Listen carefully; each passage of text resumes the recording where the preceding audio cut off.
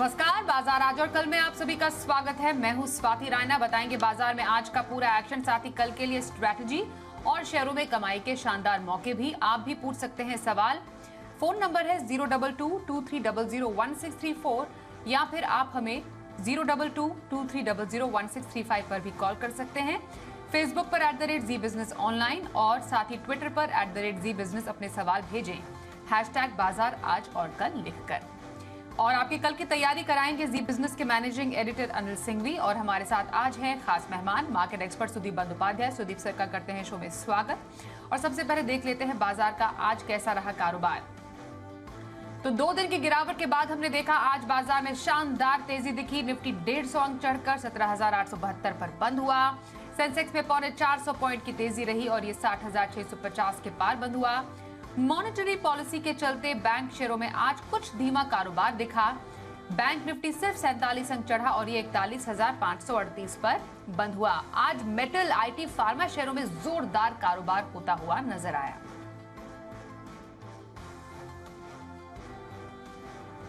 और बाजार में इतनी जोरदार तेजी कहां से आई, समझते हैं अनिल जी से। भारतीय बाजार में आज बेहद इंटरेस्टिंग एक्शन का ट्रेडिंग सेशन रहा, और वो इस वजह से कि आरबीआई की आनी थी क्रेडिट पॉलिसी, और पॉलिसी में उम्मीद के मुताबिक आरबीआई ने बढ़ाई ब्याज दरें 1/4%। उससे ठीक पहले अमेरिकी बाजारों में कल देर शाम की अच्छी रिकवरी भारतीय बाजारों के लिए मजबूत शुरुआत करने का एक संकेत देती हुई नजर आई। एफआईएस की तरफ से कैश मार्केट में बिकवाली जरूर है, लेकिन वायदा कारोबार में थोड़ा सा उन्होंने हाथ रोका है, और इंडेक्स में लॉन्ग पोजीशन पर 15% के आसपास, यानी कि एफआईएस काफ़ी हल्के थे पॉलिसी में जाने से पहले। पॉलिसी हालांकि ग्रेट नहीं थी, ऐसा नहीं कि जिससे बड़े दौड़ लगा ले बाजार। जो थोड़ा बहुत असर पड़ा पॉलिसी का वो सिर्फ और सिर्फ बैंकिंग शेयरों पर था। बैंक निफ्टी हल्की सी तेजी के साथ 41,500 के ऊपर फिर भी बंद होने में कामयाब रहा, लेकिन निफ्टी ने आज कमाल दिखाया और फिर से 17,850 के ऊपर की 5 दिनों की सबसे बेहतरीन क्लोजिंग आज निफ्टी को मिलती हुई नजर आई। सो ओवरऑल कह सकते हैं बढ़िया मूड माहौल था। अच्छा, तेजी जो बनी वो सिर्फ ऐसा नहीं कि लिमिटेड थी, ब्रॉडर मार्केट में थी। ज़्यादातर सेक्टर्स मजबूती के साथ थे। अदानी के ग्रुप के शेयरों में भी थोड़ी रिकवरी दिखी, जिससे सेंटीमेंट ठीक रहा। इसके अलावा मिड कैप और स्मॉल कैप शेयरों में लंबे समय बाद जान लौटती हुई नजर आई। न्यू एज कंपनियों के शेयर, यानी कि पेटीएम, जोमेटो, पॉलिसी बाजार, ये ऐसे सारे शेयर भी आज एक्शन में नजर आए लगातार दूसरे दिन। तो इनसे भी काफ़ी इन्वेस्टर्स जो पुराने और ऊंचे भावों में लेकर बैठे हैं उनको थोड़ा सा रिलीफ मिला। तो ओवरऑल कह सकते हैं कि ग्लोबल मूड माहौल के बीच और पॉलिसी के बाद भारतीय बाजार में आज एक अच्छा रिलीफ वाला सेशन रहा, और जो क्लोजिंग मिली है वो थोड़ी सी उम्मीद जगाने वाली है कि जिन लेवल्स पर बंद हुए, अगर थोड़ा सा सपोर्ट ग्लोबल मार्केट से मिल जाए, थोड़ी सी एफआईएस की बिकवाली का प्रेशर कम हो जाए, तो 18,000 और उसके पार जाने की कोशिश निफ्टी एक कर सकता है, और बैंक निफ्टी फिर से 42,000 की तरफ बढ़ने की कोशिश कर सकता है। सो ओवरऑल एक अच्छा पॉजिटिव सेशन भारतीय बाजारों के लिए। आइए अब सुदीप बंदोपाध्याय का रुख कर लेते हैं। सुदीप जी, आज हमने पॉजिटिव टेरिटरी में बाजार को जाते हुए देखा। आज पॉलिसी भी आई आरबीआई की तरफ से। क्या आप एक्सपेक्ट कर रहे हैं बाजार का जो पॉजिटिव मूड है आने वाले टाइम में कुछ इसी तरह रहेगा, या कुछ ऐसे ट्रिगर्स हैं जिसका इंतजार है?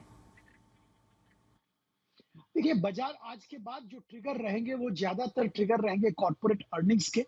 जैसे हमने देखा है बहुत सारे कंपनीज उम्मीद के मुताबिक, उम्मीद से बेहतर नतीजे पेश कर रहे हैं, और उसके साथ साथ वहां पे बहुत अच्छा एक्शन देखने को मिल रहा है। हमने पेटीएम में देखा, हमने और भी बहुत सारे कंपनीज में जहां पे उम्मीद से बेटर रिजल्ट्स आए, वहां पे एक्शन वही बरकरार रहेगा आने वाले दिनों में भी। ऐसा कोई बहुत बड़ा ग्लोबल ट्रिगर और डोमेस्टिक ट्रिगर सामने नहीं है। बजट हो गया, मॉनिटरी पॉलिसी हो गया, यूएस में क्रेडिट पॉलिसी हो गया, जो क्रेडिट पॉलिसी का जो कमेंट्री वो भी हो गया।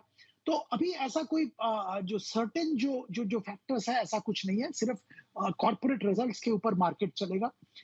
दूसरी बात ये रहेगी यहाँ पे एफआईआईज का मूड, इसके ऊपर एफआईआईज का जो रिस्क ऑन मूड है वो अगर वापस आता है तो जरूर मार्केट पे पॉजिटिव मोमेंटम देखने को मिलेगा। और अगर एफआईआईज का बिकवाली, हल्का फुल्का बिकवाली जैसे आजकल कर रहे हैं, ऐसे बरकरार रहे, तो मार्केट एक रेंज में काम करेगा, यही हम लोग उम्मीद कर रहे हैं। पॉजिटिव बायस जरूर मार्केट में है, पर बहुत ज्यादा ऊपर जाने की संभावना भी नहीं है। ओके, तो ये तो बाजार पर सुदीप जी की राय रही। अब कुछ सवाल भी लेते हैं आज के शो में। हमारे कॉलर्स के। पहला जो सवाल आ रहा है मेरठ से, अनुराग शर्मा पूछ रहे हैं, इनके पास शिवा सीमेंट है, 1800 शेयर बता रहे हैं और 25 की खरीद है। सीमेंट सेक्टर में स्पेशली ये जानना चाह रहे हैं कि फिलहाल इन्हें क्या स्ट्रैटेजी रखनी चाहिए। सर, आपकी तरफ से क्या सलाह रहेगी इन्हें? फिलहाल 51,000 के मुनाफे पर है ये। देखिए, ओवरऑल सीमेंट में अगर आपका नजरिया लंबी अवधि का है, मीडियम टू लॉन्ग टर्म, तो सीमेंट पे कोई दिक्कत नहीं है। जो जो बड़े सीमेंट कंपनीज है वहां पे ज्यादा पॉजिटिव मोमेंटम होने की संभावना है। पर एक कॉरपोरेट एक्शन जिसका बात हम लोग कर रहे हैं बहुत दिनों से, कि छोटे मझोले जो सीमेंट कंपनीज हैं वहां पे कुछ कॉरपोरेट एक्शन देखने को मिल सकता है, जिसका मतलब साफ सीधा भाषा में अगर बोले तो ये कहना है कि एक्विजिशन, मर्जर वगैरह में वो इन्वॉल्व हो सकते हैं। और ये ऐसा कोई अगर आपके पास स्पेसिफिक न्यूज या ऐसा कोई आपके पास आप आशंका कर रहे हैं, तो जरूर आप छोटे मझोले सीमेंट कंपनीज में भी निवेश करके निवेशित रह सकते हैं। पर अगर आप हमारी सलाह मानेंगे और थोड़ा लेस अग्रेसिव स्टैंड लेना चाहेंगे, तो जो बड़े दिग्गज सीमेंट कंपनीज हैं, आप अल्ट्राटेक की बात करें या अंबुजा या एसीसी की बात करें या डालमिया भारत की बात करें, यहाँ पे आप निवेश कर सकते हैं शिवा सीमेंट से प्रॉफिट बुक करके। ओके, शिवा सीमेंट से प्रॉफिट बुक करें और इसी स्पेस में अल्ट्राटेक, अंबुजा, ये कुछ बड़े प्लेयर्स हैं जहां पर आप अपने जो निवेश है उसको डाइवर्ट कर सकते हैं। आइए अब आगे बढ़ते हैं। बेंगलुरु से शैलेश जी हमारे साथ हैं। नमस्कार करते हैं सर, बताइए कौन से स्टॉक पर सवाल है? जी, मेरा सवाल एनएफएल पे है, नेशनल फर्टिलाइजर्स। मेरे पास क्वांटिटी 281 है और मैंने अराउंड 81.55 का एवरेज है। ओके, 81.55 का एवरेज है और कब तक होल्ड कर सकते हैं? क्या नजरिया आपका है एनएफएल पर? Around 1 year. ओके, 1 साल का नजरिया एनएफएल पर। सुदीप जी, कैसा लग रहा है आपको? फिलहाल तो नुकसान है लेकिन खरीद भी इनकी काफी ऊंची है, 57 के भाव पर तो एनएफएल अभी है। साल भर में अपना नुकसान की भरपाई कर पाएंगे? देखिए, ऐसा कोई बहुत बड़ा ट्रिगर तो हमें नजर में नहीं आ रहा है। बजट भी निकल गया है और बहुत कुछ बड़ा ट्रिगर एनएफएल में आने की संभावना नहीं है, जो हमारे जानकारी के है उसके हिसाब से। तो हमारी सलाह तो ये होगी कि आप यहाँ पे अपना जो लॉस बुक कर लीजिए। और अगर आपको फर्टिलाइजर क्षेत्र में ही निवेशित रहना है, तो आप कोरोमंडल इंटरनेशनल में निवेश करिए। वहां पे बहुत सारे पॉजिटिव ट्रिगर्स हैं। उनके 2-3 और बिजनेसेस है, जैसे एग्रोकेमिकल, क्रॉप प्रोटेक्शन, ये सब जो बिजनेसेस है वहां पे अच्छा ट्रैक्शन दिखने को मिल रहा है। और वो जो उनका जो प्रोडक्ट मिक्स है फर्टिलाइजर में भी, वो भी थोड़ा तगड़ा है, जिसका भी फायदा उनको मिल रहा है। तो हमारी सलाह तो ये होगी कि आप लॉस बुक करके यहाँ से एग्जिट ले लीजिए। ओके, एनएफएल से लॉस बुक करके एग्जिट करने की सलाह आ रही है आपके लिए सुदीप बंदोपाध्याय की तरफ से। आइए अब अगले कॉलर से बात करें। नागपुर से पंकज देशमुख हमारे साथ है। पंकज जी नमस्कार, बताइए कौन से स्टॉक पर है सवाल? मैडम, सुला लिया था 42 शेयर 357 के भाव से। और हर्षा इंजीनियरिंग था 45 शेयर 330 के भाव से। तो होल्ड करना है कि निकाल लेना है? ओके, सुला में तो अभी आप मुनाफे में है। दूसरा स्टॉक कौन सा बताया आपने? जी, हर्षा इंजीनियरिंग है मैडम। अच्छा, भाव बता दीजिए। 330 रुपए। एक्चुअली मैडम ये आईपीओ अलॉटमेंट में थे। अच्छा, आईपीओ अलॉटमेंट में मिले थे।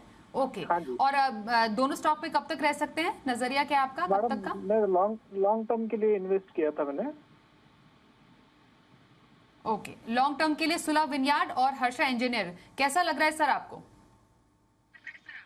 जी, बहुत अच्छा किया, बहुत अच्छा अलॉटमेंट आपको मिला। और देखिए, सूला के बारे में मैं ये कहूंगा कि सारे जो ड्रिंक्स के कंपनीज हैं उनका कारोबार अच्छा चल रहा है और आने वाले दिनों में कंजम्पशन बढ़ रहा है, डेमोग्राफिक पैटर्न चेंज हो रहा है और वाइन कंजम्पशन का ट्रेंड भी कंट्री में बढ़ रहा है। तो ये सब नजर में रखते हुए हमारी सलाह ये होगी कि आप इसमें निवेशित रहिए, क्योंकि आप लॉन्ग टर्म के लिए निवेश करना चाहते हैं, बेझिझक निवेशित रहिए। हर्षा इंजीनियरिंग के बारे में भी मैं कहूंगा कि जिन सेक्टर्स में ये है वहां पे अच्छा ट्रैक्शन आने वाला है, क्योंकि ओवरऑल सरकार का फोकस बहुत सारा कैपिटल एक्सपेंडिचर करने वाले हैं सेंट्रल गवर्नमेंट की तरफ से, और इसका फायदा infrastructure, construction, cap good sector को मिलेगा। तो हर्षा इंजीनियरिंग को भी आप होल्ड करके रखिए, आपको फायदा मिलेगा। 1 साल का नजरिया दोनों में रखिए आप। ओके, तो 1 साल का नजरिया सुलह विनियार और हर्षा इंजीनियरिंग में रखने की सलाह आपके लिए आ रही है हमारे आज के एक्सपर्ट की तरफ से। आइए अब आगे बढ़ते हैं और एक और कॉलर से बात करें, जानते हैं उनका सवाल। कोलकाता से देवनाथ रुद्रपाल हमारे साथ है। देवनाथ जी, स्वागत करते हैं, बताइए कौन सा स्टॉक है आपके पास? एक्चुअली मैम, मैंने ना इंडस टावर का कुछ शेयर परचेस किया था 266.50 से 171 शेयर। अभी क्या उसको होल्ड करना है ना, क्या सेल कर देना का है?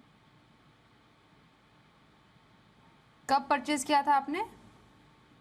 लगभग 8 महीना हो चुका है। 266.50 जब वो पीक में था तब मैंने परचेस कर लिया था। ओके, बिल्कुल नुकसान पे है अभी आप। क्या राय रख रहे हैं सर, इंडस टावर में क्या करना चाहिए ना अभी?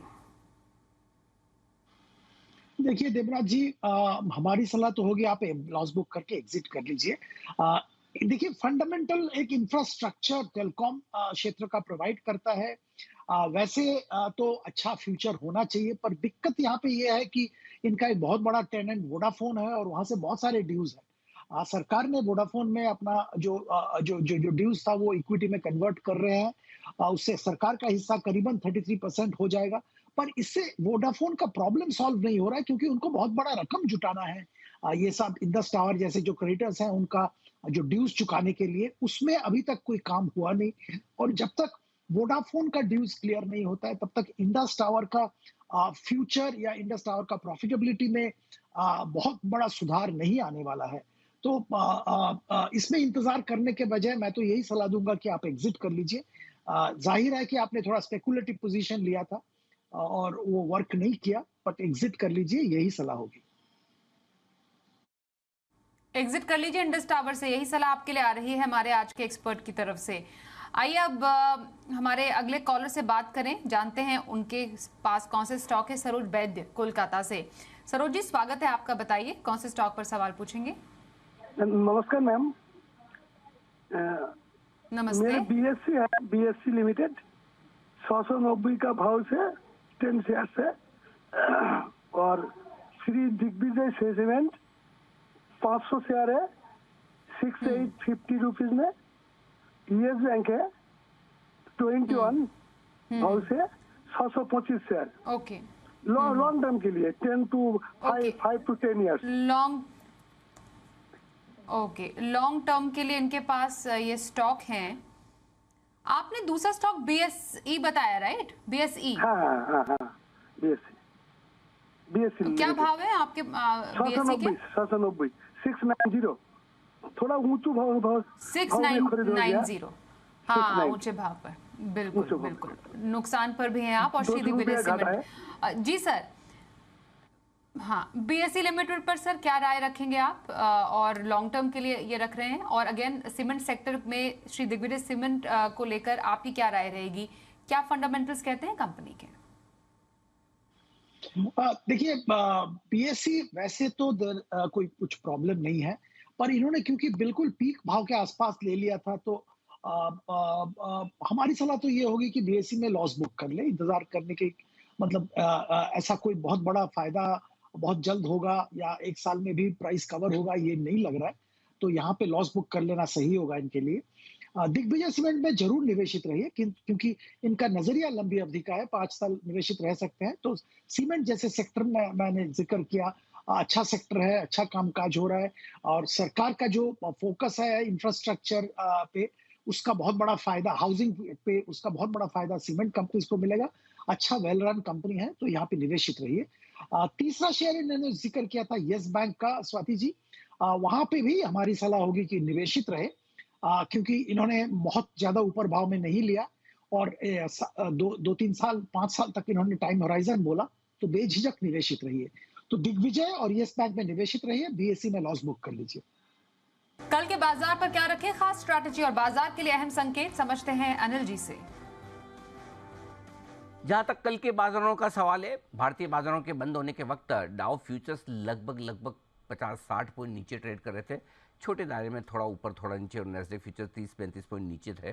तो कोई ऐसा खास संकेत नहीं है मजबूती या तेजी का। देखते हैं अमेरिकी बाजारों में प्रदर्शन कैसा रहता है और उसके बाद फ्यूचर्स कैसा ट्रेड करते हैं। लेकिन जहाँ तक हमारे संकेतों का सवाल है, पॉलिसी जा चुकी है और आज ये देखना इंटरेस्टिंग होगा कि एफआईज की तरफ से क्या कुछ शॉर्ट कवरिंग और फ्रेश खरीदारी आती दिखती है, क्योंकि स्क्रीन ये बता रही थी कि इंडेक्स में जो एफआईज की लॉन्ग पोजीशन काफ़ी कम है, वहाँ पर थोड़ी शॉर्ट कवरिंग के आसार पूरे बनते हुए दिखे हैं। सपोर्ट रेंज थोड़ी ऊपर की तरफ शिफ्ट होती हुई दिख रही है। अब कल आपके लिए जो मजबूत सपोर्ट का काम करेगा वो होगा 17,700 17,750 निफ्टी के लिए, और ऊपरी स्तरों पर 18,000 18,125 ये रेंज है जहाँ तक जाने की कोशिश निफ्टी की हो सकती है कल और आने वाले 1-2 दिनों में। कल वायदा कारोबार की वीकली एक्सपायरी भी है। बैंक निफ्टी के लिए आज से भी देखें तो 41,500 के ऊपर की क्लोजिंग थोड़ी सी कॉन्फिडेंस बढ़ाने वाली। इमीडिएटली जो सपोर्ट है बैंक निफ्टी पे कल के लिए वो है 41,275 से 41,400 की रेंज में। 125 पॉइंट की ये रेंज सपोर्ट का काम करेगी, और ऊपरी स्तरों पर आप बैंक निफ्टी पर करीबन 41,825 से 41,950 तक के लेवल्स आते हुए देख सकते हैं। 42,000 के ऊपर निकलकर टिके तो फिर बड़ी तेजी बनेगी, ये आप कह सकते हैं। और निफ्टी भी कल अगर 17,900 के ऊपर बंद होता है तो मजबूती के संकेत और बेहतर आते हुए देखेंगे। स्टॉक स्पेसिफिक एक्शन भरपूर रहेगा, नतीजों का सीजन जोरों पर है और वहां पर आपको फोकस देखने को मिलेगा। और कैश मार्केट के स्टॉक्स में जो आज एक्शन बना है, ये एक्शन कल और आगे बढ़ने की आप उम्मीद रख सकते हैं। और आइए अब देखते हैं कल के बाजार में क्या रखें ऑप्शन की स्ट्रैटेजी।